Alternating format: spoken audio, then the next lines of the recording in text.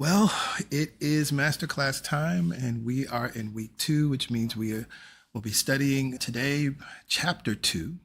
For those of you that are just joining us, we are studying Open Your Mind to Prosperity by Catherine Ponder. You can get the book anywhere that you buy spiritual New Thought texts. It is available in print and digital formats. But whether you have the book or not, it's okay, because we're going to share it on the screen and walk through it. We trust that everyone has read chapter 1 and reread chapter 1 as we advised last week.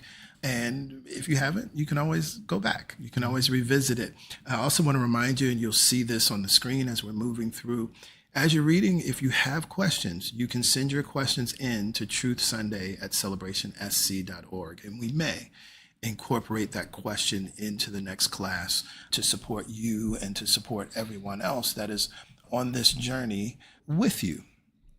So let me get my screen set up so I can see everything that I need to see. Chapter 2, Cleanse Your Mind for Prosperity. Beautiful. So yes, this is a wonderful chapter. We started Open Your Mind to Prosperity, chapter 2, Cleanse Your Mind for Prosperity. We're going to do our best to get through as much of this chapter as we can.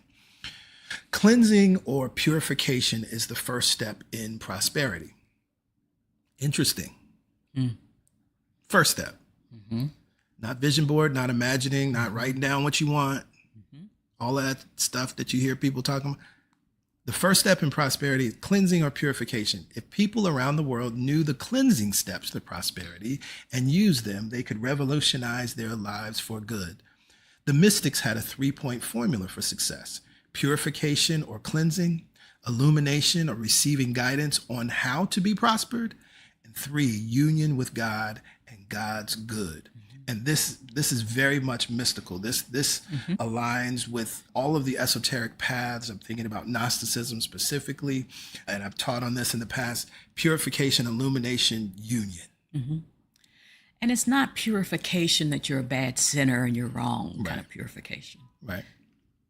It's eliminating the thoughts that would separate you from that third step, union with God. There you go. These 3 steps to success are covered in this and the following chapters. The Bible is filled with cleansing symbolism: sacrifice, renunciation, repentance. Even the Wailing Wall in Jerusalem is symbolic of the letting go of negative emotions that is necessary before prosperity can come. The ancient Greeks observed rites of purification, and so must we. Life is a constant purification process. If you try to bypass this cleansing process in your thoughts and feelings, PY just said that, you bypass your good because you have not cleaned out your mind and emotions to receive the good you want.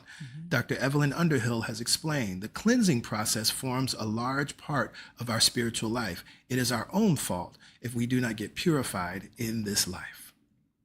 And Dr. Underhill wrote a book on mysticism, if you're curious about that. Beautiful. Why she quotes her. Yeah. And so this is beautiful. Again, we want to emphasize and overemphasize that when you hear words like purification and cleansing, it automatically will trigger all of that old stuff around needing to be purified, right? Baptized. I grew up in the Pentecostal Holiness Church, right? So there was a whole thing around that you had to be pure, right? You had to purify yourself. And, before you could receive the Holy Ghost, you had to fast and pray. And it was like you had to be worthy of experiencing God. That's not what this is talking about.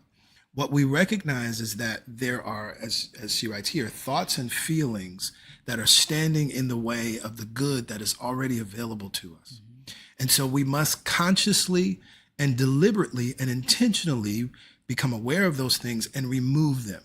And that is a continuing process, because no matter where we are, I'd love to talk about this in the sense of you could be a millionaire, you have $1 million, but you want 10 million.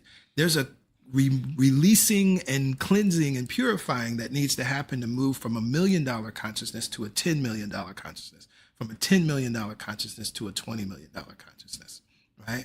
So at every level, it's not just about, I got to remove the bad. It's whatever the next greatest expression of you that is seeking to emerge, there's a cleansing, purification, releasing that must take place.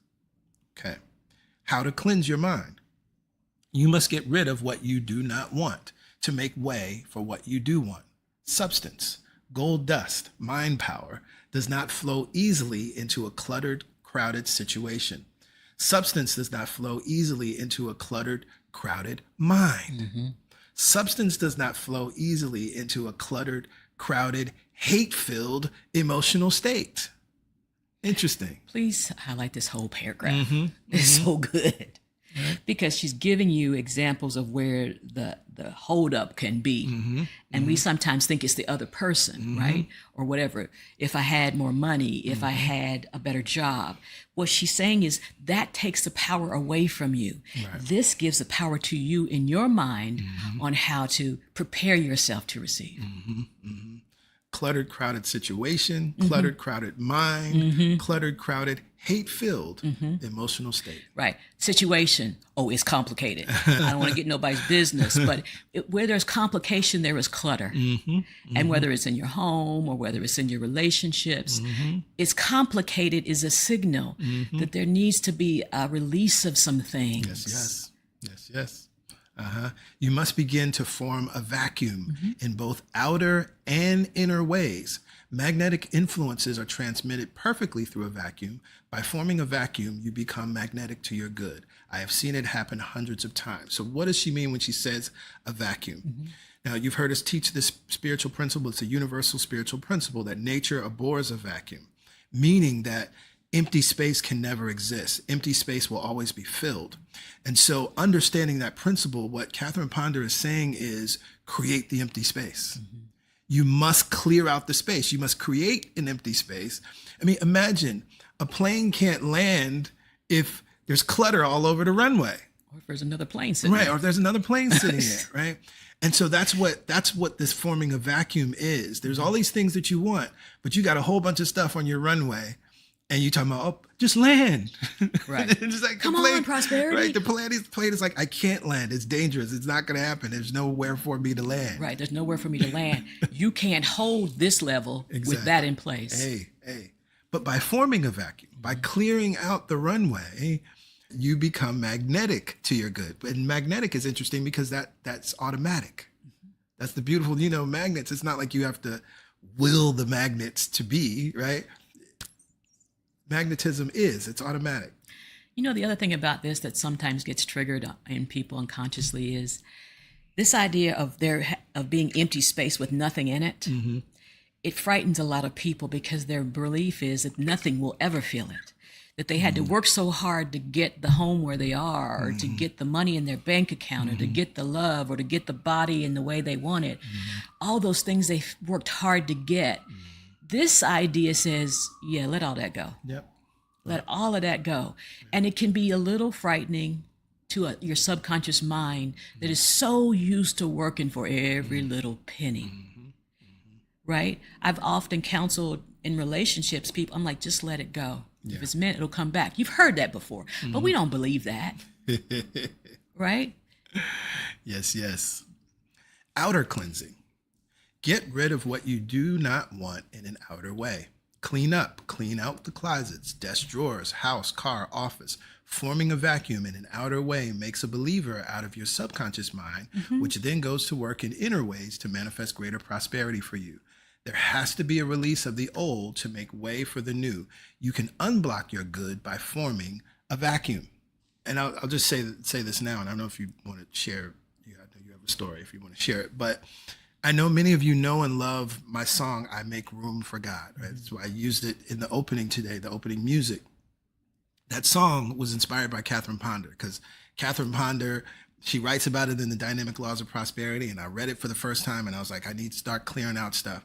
And I was in my apartment and I was clearing out and cleaning out stuff. I had stuff I didn't even realize I had, things that didn't even belong to me, that belonged to my ex-wife. And I'm like, why do I have this stuff in my apartment, right?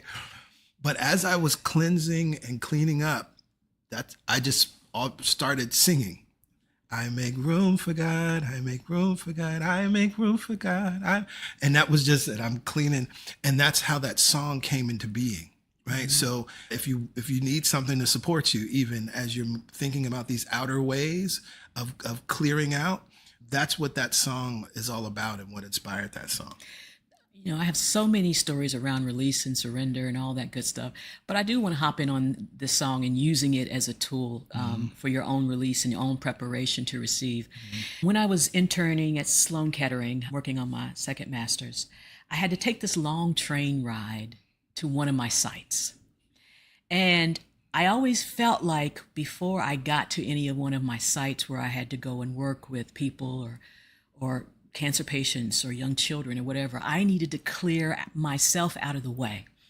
And so when I would get off the train, I would put that song on, and it was like a 4 or 5 minute walk from the train to the location. And I would just play it, and I would just sing it. And I would just open myself up to be a vacuum where God could fill it, could give those people in that location what they needed. It wasn't about me. I was just the vessel. But I was also remembering it ain't about how I show up. Yeah. God is there and able to move through me if I allow it, if I open. Yes. A woman in Chicago heard about this vacuum law at a lecture one night and decided to stay home from work the next day and clean out closets and drawers. Nothing happened when she cleaned out closets, but when she cleaned out dresser drawers, she found $30 she had tucked away and forgotten. Another woman formed a vacuum by cleaning out her pocketbooks. In one, she found $40 she had forgotten. A housewife formed a vacuum by getting rid of old mismatched sheets in her linen closet.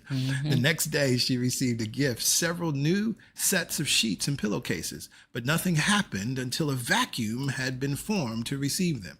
A marvelous statement to use as you form a vacuum is, I now let go worn out things, worn out conditions, and worn out relationships. Yes. Divine order is now established and maintained in me and in my world. I have used this affirmation when I'm cleaning out my closets in advance, but as I'm folding and being in gratitude for the things that were there, I use this affirmation to remind myself to let it go because something else can fill it, something better. Right? Yes. So as you're doing the release, don't just say it once. Don't just say it as you go to your closet. That's good. You're setting yourself up. But you want to connect the physical action to the affirmation. So as you fold each piece and you put it down, I release, I let go of worn out things. Whatever the release statement feels good to you, this is a good one. Divine order is now established in my life.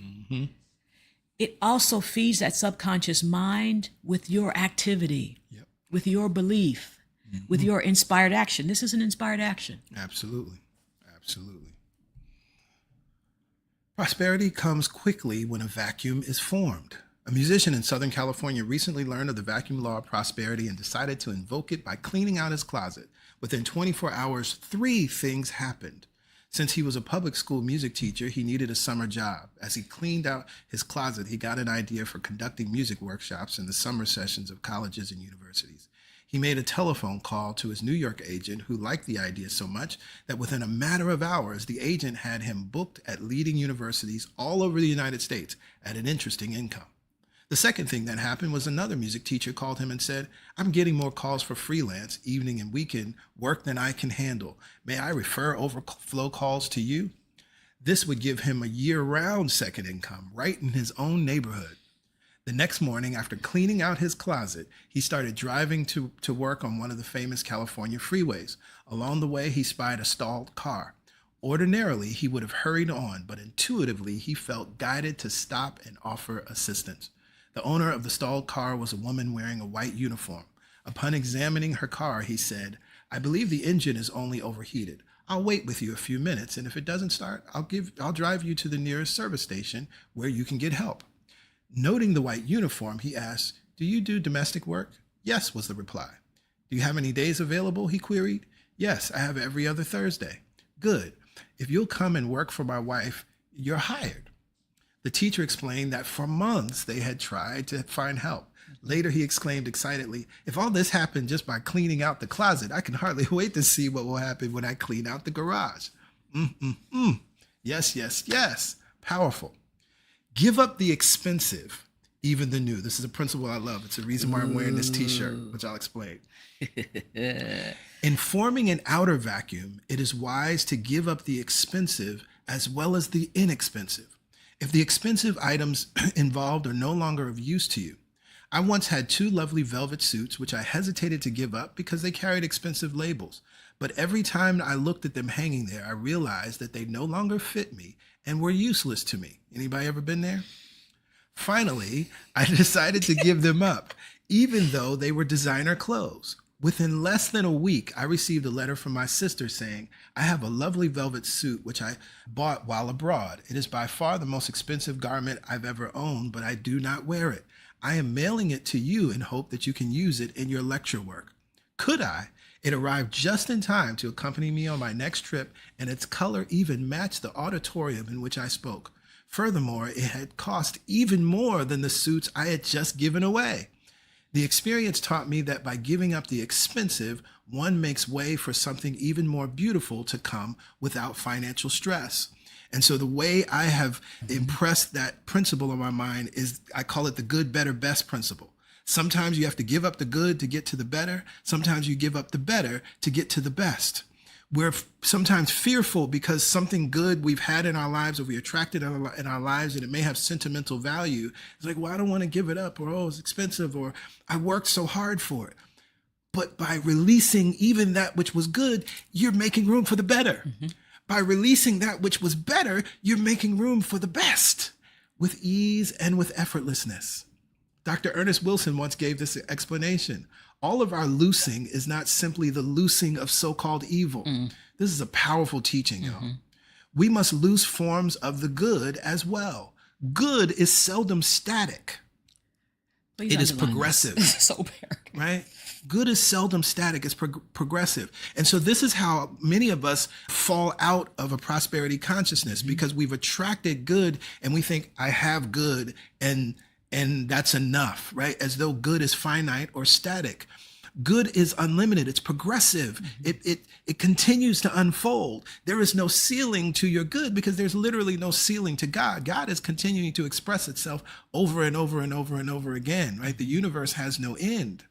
So it is true for the good of your own life. Good is seldom static. It is progressive. It evolves. It changes. We must allow it to be so. We must loose accustomed forms of good when our progress or that of someone else involved demands it. We must not be afraid to trust that law that brought the good to bring another that shall fulfill it. We must be willing to let angels go that archangels may come into our life. Mm-hmm. Lord have mercy. Mm-hmm. Loose your good. Hold it gently. Free it readily. Mm-hmm. That's the good, better, best principle, y'all. Mm-hmm. Lord have mercy. Absolutely. Sometimes it is something new we need to release. Have you ever bought something on impulse, only to realize later that you did not need it? If so, instead of condemning yourself for having shopped impulsively, return it or otherwise dispose of it. As you release it, you make way for the equivalent good to find its way to you. I once bought a dinner dress on impulse, only to realize later that it was not right for me. Soon after passing it on to someone who delighted in it, my personal shopper called to say that she had just received in stock several dinner dresses that seemed exactly right for me. Upon inspecting them, I found one that easily took the place of the one I had released. It was far more suitable. A businessman recently said to me, it also pays to get rid of that which doesn't work. I had long been haunted by a certain health problem which didn't clear up. One day I decided to form a vacuum by throwing out my medicine. I have not had an attack since. Disclaimer.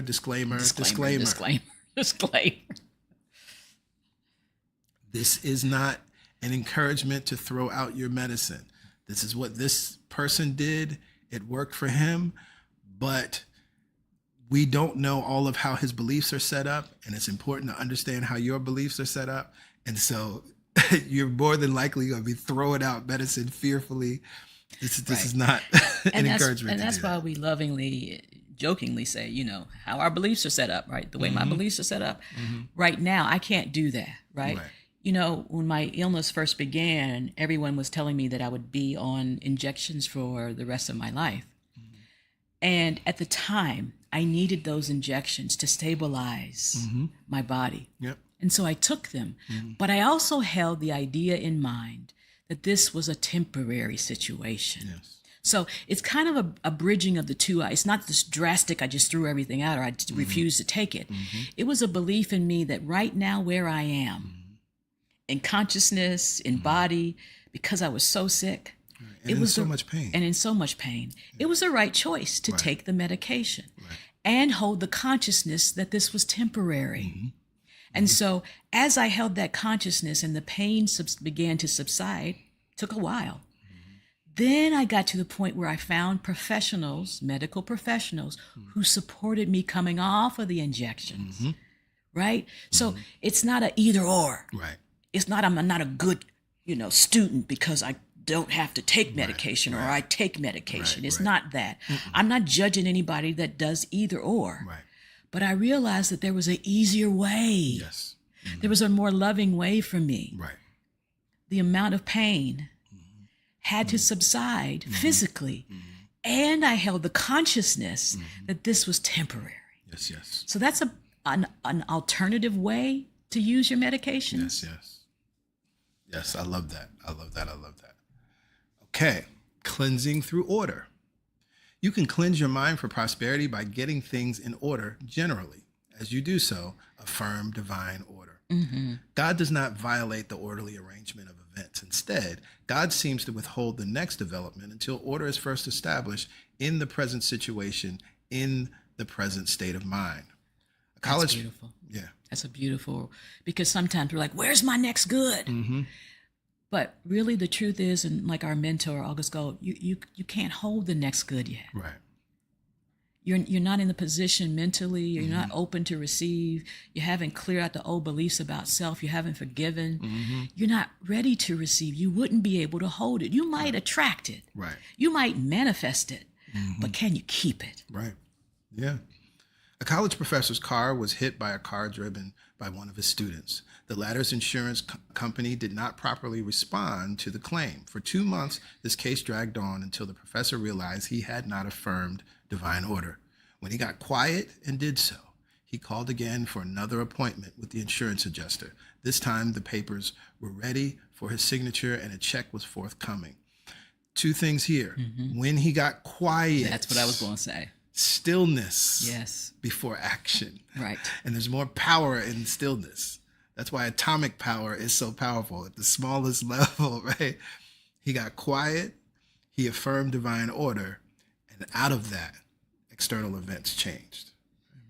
Emerson spoke of sublime order rather than divine order. He wrote of a man throwing himself joyfully into the sublime order. A good affirmation for this is, I am in divine order. I am in sublime order now.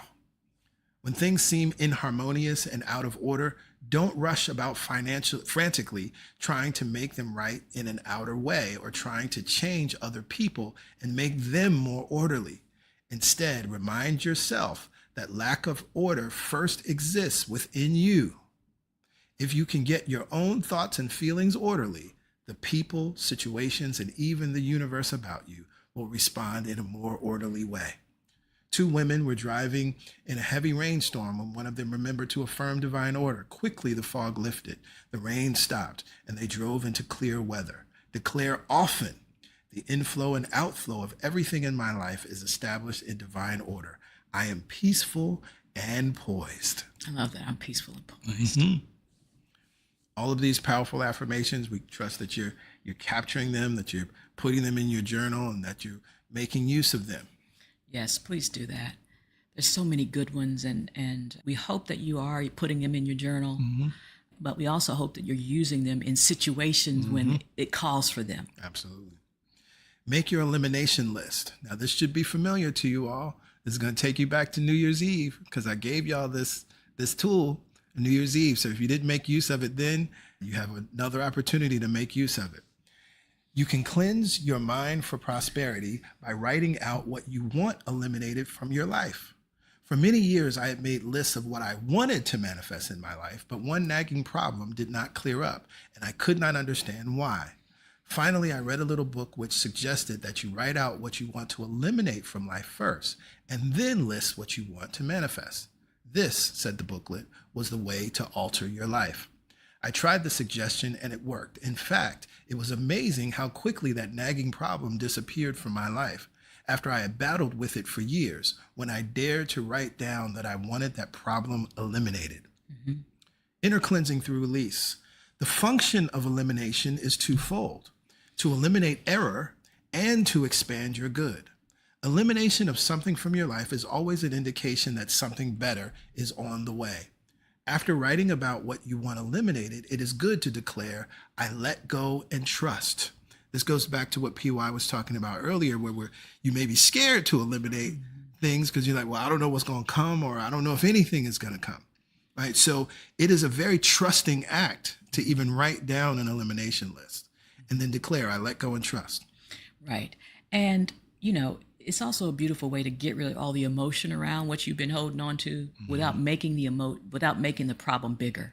Because by saying I'm eliminating these things, you can write down what it is. Yeah. You can feel the emotion of it, but you make sure at the end, I let go. Yep. Don't just spend all your day writing down what's wrong with your partner. But write down the things that you have the ability to, that impact you, you have the ability to control, whatever it is. But then let it go and trust. Once you put it on your elimination list, don't pick it up again. How about it? When you are trying to achieve a result and it has not come, it is often because there is still something in mind, body, affairs, or relationships that you need to renounce, free, release, or eliminate. As long as you put off this elimination process, you put off results. Every phase of life requires renunciation. Every advance means the rejection of something old. But elimination not only takes something from you, it gives something to you. I use this example over and over again because it's so practical. If you're in New York and you want to go to LA, think about it this way, but you're renouncing New York to be in LA. And then when you want to come back to New York, you're giving up, you're renouncing, you're letting go, you're freeing, you're releasing the Los Angeles experience so that you can experience the New York experience. So we understand that, right? And so as it is true at that level of life, because there's correspondence, it is true at the metaphysical level of life. And it's such a beautiful awareness and process. We just got to get used to it and consciously do it. Just like he said, the flights back and forth, the breath in and out of your body is a release, an elimination. If you're really taking the full breath, your body is doing things internally that you're not aware of. Absolutely. It's gathering old cells, old energy, and it's releasing it and signaling the body to make new and better. So this automatically happens. We just don't notice it. Right. And when we are in a position where we have to be conscious of it, we become fearful. Yeah. But it happens automatically. It happens naturally. And the more you allow yourself to get comfortable with renunciation or release, the easier it becomes. A businessman in Detroit said skeptically, how does my subconscious mind know what to eliminate? It may eliminate the wrong thing. Good question. The subconscious mind does not know. But the superconscious or Christ mind does know what to eliminate and will work through both the conscious and subconscious activities of mind to properly eliminate from your world that which should be eliminated when you call on the Christ consciousness to do so. Right. So this is interesting and important because this is actually taking us back to Florence Scovel Shinn, our masterclass, The Game of Life and How to Play It. We got game. Florence Scovel Shinn teaches about these three levels of mind. We have the conscious mind, we have the subconscious mind, and then there's the superconscious mind or the Christ mind. That's the highest level of knowing, which knows all, sees all. That's whose business the how actually is, right? Not your subconscious or your conscious. And so when you recognize that we have full and complete access to the wisdom of the Christ mind or the superconscious mind, we recognize that that is what's going to orderly take care of things, so we're not worried about eliminating the wrong thing. So she goes on, this you can do through using decrees that declare the all-intelligent Christ mind is doing the eliminating. So this is important. Making use of your conscious mind, you must remind your subconscious mind of who and what is actually doing the work. Who is handling the how? And so she gives us these examples. Christ in me is my releasing power. Christ in me is my freeing power. Christ in me now frees me from all resentment or attachment toward or from people, places, or things of the past or present. I now release everything and everybody of the past or present that are no longer part of the divine plan for my life. Christ in me Christ in me manifests my true place with the true people and the true prosperity now. You could say the Christ mind in me, the Christ consciousness in me, the superconscious mind, if you want to use a different word. It's all pointing to the same thing, right? We don't want you to get hung up on the word. If Christ or Christ mind does not have resonance for you, it's important that you use, again, a word like the superconscious mind or God consciousness, right? There's other words you could use there to invoke that. The other thing about this is sometimes people take these ideas, these affirmative thoughts, and this idea of releasing the people in your lives, and they do the release work from anger. Oh, yeah. From fear, from doubt. And so I want you out of my life. And so I'm going to invoke the Christ consciousness power. But there's also more to it than that. Right.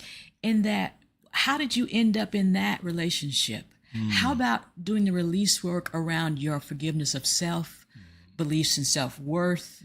Release that in addition to releasing the person. Yeah. Actually do the release work around these these ideas in your consciousness, and then you will be led if there isn't a way or something you have to say to the other person.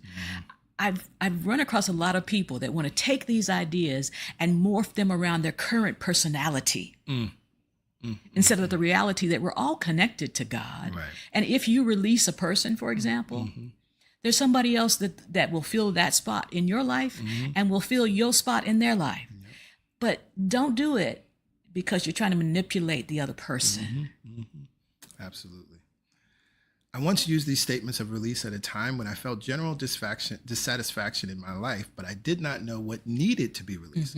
I was soon offered a lovely apartment in a complex where I had long wished to live. With the move came the release of old furniture and personal effects from which I had wanted freedom. The new surroundings gave a new lease on life, though I had not realized I needed the change and could have it just then. The Christ mind had known it and arranged it when I used the foregoing statements of release. Divine intelligence always knows what to do and responds when we call on it. This is something we talk about so often. You know, there's a stage in consciousness. We teach the 4 stages of spiritual consciousness as Reverend Michael has presented them to us. You know, that first stage is manipulator consciousness, right? And you want to write everything down and you think you got to name everything. And you're kind of treating life, the universe, God's source like Santa Claus. But we recognize that as you move through the stages and as you start to mature in your understanding, you don't actually need to write the list. Why? Because you're working with this mind that already knows exactly what you need in the way that you need it, right? And so I love that she says here, I didn't really know what I needed. The Christ mind in me knew what needed and brought it exactly what I needed in beautiful ways that gave me freedom, that gave me a sense of a new lease on life. So what she was doing, she didn't know the exact thing she needed to release, but she felt the energy that there was some stagnation. And so she opened herself up to, and she trusted that the right things that needed to be released would be released. Right? So that's what she's saying. She's saying both have their place. Yep. The elimination list has its place. So don't pretend you're so spiritual that you don't need to write a list out. Okay, so I'm advanced. I don't need to write a list. We all do. We all do. Yeah. But she's also saying there might be things that don't make it to your list that need to be released. Or you might come into a point in your life where you feel some stagnation and you can just trust, I'm willing to release this. Right, whatever it is. Whatever it is, I don't know. I don't know. And so both have their place. And it's really all one and the same thing. It is all one and the same. Clean out your life. Along with cleaning out the closet, you must also clean out your life if you wish to cleanse your mind for prosperity. If you want to be prospered, be healed, and have your prayers answered, you must clean up and clean out your life. It is useless to affirm benefits, protection, supply, guidance, and healing if all the time you are doing things which you know are not right in the sight of God and humanity. So often when one first learns of the power of thought, they think they can use mind power to force other people to do what they want them to do. They try to plaster over their life with affirmations. They may even get temporary results, but those results will only be temporary unless they have been founded upon the right basis. I want to go back to the paragraph before that, where she says that are not right in the sight of God. There is a way of living in the world that is unconditionally loving and true and connected to source. And there's a way of living in the world that is not. And so it's not that God is going to judge you by the way you release or live. It's that there's an internal knowingness of love and connection that comes forward in your life. And that's the lens by which you look at the world. Right. The opening reading today, we read from the Daily Word about kindness, right? About living from the golden rule, right? That's what it's rooted in, right? Because that's one of the most loving acts. And the beautiful thing about that, do unto others as you have them do to you, right? Love your neighbor as you love yourself. As I always teach, is love God, love you, love people. So you have to, that also means how you're treating yourself in the sight of God and humanity. Right? So you may be treating everybody else out in the world, like they're royalty, but you treat yourself like you're poor and broke, right? And that doesn't mean going out and buying lavish things because I'm going to treat myself good. What thoughts are you holding about yourself on a daily basis? Inner critic, yeah. I'm Right. Are you criticizing yourself on a daily basis? And is that critic so constant you don't even know it's there? It's just running. And it's running by things like the word should, I should have done, things like that. When you notice it, it's not another opportunity to beat yourself up. It's an opportunity to put that on your elimination list. It's an opportunity to open yourself. I don't know how to release all the ways in which I self-harm, but I know that God within me does. So I open myself to that. Yeah. A lonely widow had led a life of emotional and moral compromise since the death of her husband, feeling that she had to settle for such an arrangement, right? So she's kind of without so many words, she's letting us know what's going on. Finally, she realized that if she wished to remarry, she must clean up and clean out her life. It took at least 6 months to clear out various compromising relationships. But after she did, there was a quiet period of trusting in God to show her the way. Within a year, she happily married a fine man whom she would not have met had she continued in her previous circle of acquaintances. And the beautiful thing here, right, because there's no judgment, right? She could absolutely live her life in the way that she chose to. But there's a disconnect if you're saying, and I want to get married, right? And it's like, well, you're holding these different types of relationships and you're not in harmony with what it is that you say you want. Right. So And again, no heat, often. no judgment. Live your life the way you want to. Yeah. But at some point, you have to come to terms with what you say you want versus what you are really living. There you go. And if you don't really want to be married, fine. Continue to have whatever relationships you want. But don't say that out for the public. Right. I don't want to be married. But secretly or within your heart, no, I do want that. But there's something within you that won't allow you to believe you can have it. That's where the work is. Absolutely. It is true that God's divine law withholds the next development until order is first established. We're coming back to that. In the present situation, that also means in your mind. This woman proved that elimination is twofold, and that when she eliminated error from her life, the expanded good came. For freedom in your relationships, declare, Christ in me now frees me from everything and everybody that are no longer part of the divine plan for my life. Everything and everybody that are no longer part of the divine plan for my life, now release me. Christ in me reveals, unfolds, and manifests the divine plan of my life now. I love that she offers the release and she receives the release. Subtle teachings there. Okay, we'll end with this last section. Cleanse your mind through forgiveness, because this is important. Cleanse your mind for prosperity by practicing forgiveness. Many people are never permanently prospered, no matter what else they do, because they are holding grudges and negative feelings toward others. Until they get down to business and forgive, their prosperity does not come. The word forgive means simply to give up. Forgiveness is not an unpleasant, dramatic outer act in which you say, I am sorry, when you are not. Instead, forgiveness is a pleasant inner act that leaves you at peace with yourself and others. Please highlight this whole paragraph, that whole paragraph, yes. It is good to give yourself a universal forgiveness treatment every day. This keeps your mind and emotions cleared of negative feelings that could block your good. This should be familiar to you all because I've given you this specific forgiveness prayer many times. All that has offended me, I forgive. Within and without, I forgive. Things past, things present, things future, I forgive. I forgive everything and everybody who can possibly need forgiveness in my past and present. I forgive positively everyone. I am free, and all others are free too. All things are cleared up between us now and forever. And this is something, again, pray every day. You use this as the closing of your day. This is something that we and all of the New Thought teachers, I'm thinking about Ernest Holmes and others, teach and practice, that they close their day with forgiveness. Because you may not remember everything, but what you do know as someone who has opened their mind to prosperity is that you want to keep your runway clear. Because that's what I'm doing. I'm like, listen, I need to keep my runway clear no matter what. So everybody who could possibly need forgiveness in my past and present, I forgive positively everyone. I am free, and all others are free too. All things are cleared up. Now, it doesn't say here, I condone what happened.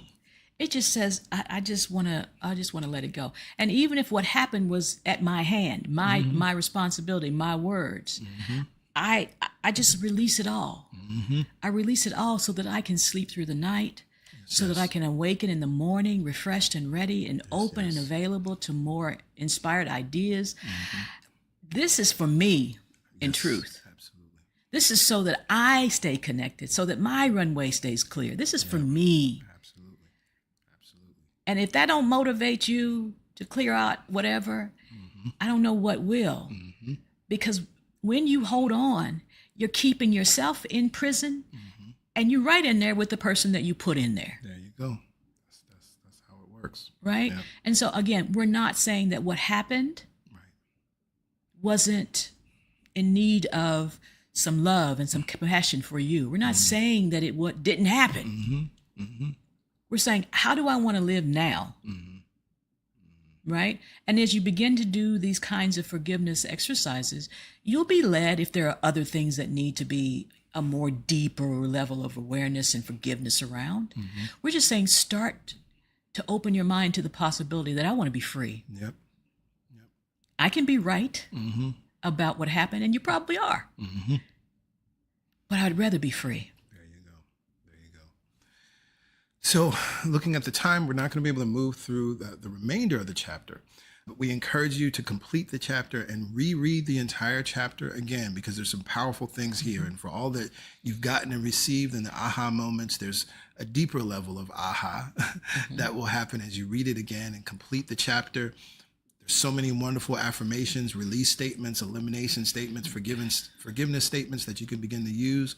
You'll read later in the chapter additional stories of forgiveness. There may be things that you thought there's no way that forgiveness could work in that situation, and you see that it does. Remember, forgiveness is for you. It is a success principle. It's a prosperity principle. It's how you, again, keep the runway clear. That's all you're doing, right? Right? You can be right, but in your rightness, you're keeping a whole bunch of junk on your runway that prevents your plane from landing or landing safely. Because that's the other thing. Sometimes the plane lands and then there's disaster on the ground. And here's the other piece of this. When you begin to practice, maybe you're not there yet. But can you say, I'm willing to forgive? And set you free? I'm willing. Because you might not be up there yet, but I'm willing. And you keep practicing, I'm willing. And then one day it'll be, you know what, I'm done with that. Yeah. And if you have questions about the chapter as you're reading it, note them down. You can send an email to truthsunday@celebrationsc.org. And again, as we're able, we will incorporate those questions into next week's class so that we can continue to support you in powerful ways. Shout out to the Prosperity Circle. Of course, if y'all have questions, you can ask those questions in the circle and we'll be there to support you. But we're looking